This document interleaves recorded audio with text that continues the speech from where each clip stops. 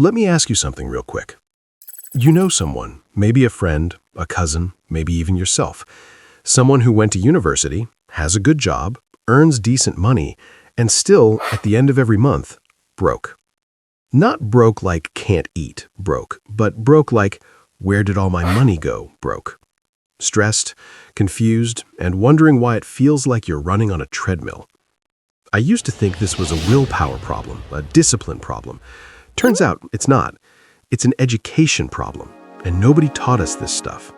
So today, we're going to change that. Welcome to Finance Detective, where we make finance simple. Here's the thing nobody talks about. Schools teach us how to get a job.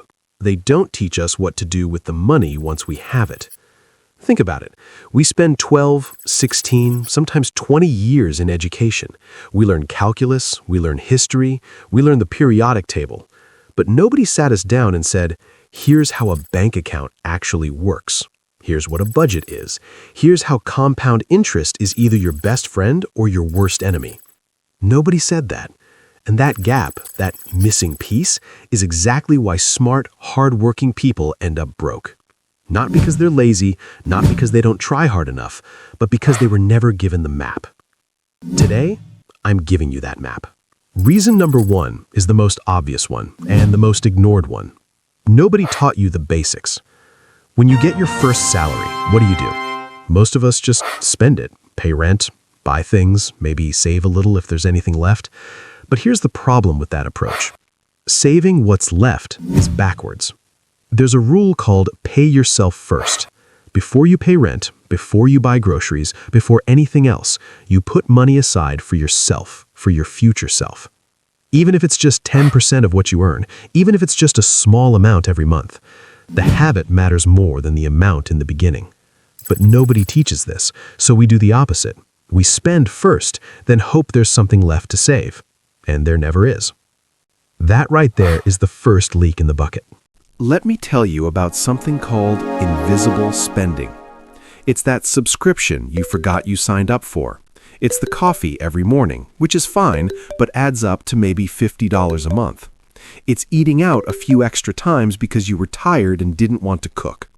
None of these things feel like a big deal, and they're not on their own. But together, they're the reason you reach the end of the month confused. Here's a simple exercise I want you to try. For just 1 week, write down every single thing you spend money on. Every coffee, every takeaway, every top-up, everything. Most people who do this are shocked, not because they're spending on big things, but because of how many small things add up without them noticing. Awareness is the first step to control. You can't fix what you can't see. No budget in the world will save you if you don't know where the money is leaking. Tracking your spending, even for just a month, changes everything. Now, let's talk about something a lot of people avoid: debt. And I'm not just talking about big loans. I'm talking about buy now, pay later, credit card balances, overdrafts you treat like free money. Here's what nobody explains about debt. Interest is the opposite of compound growth. You've probably heard that compound interest can grow your savings over time. Well, compound interest works exactly the same way on your debt.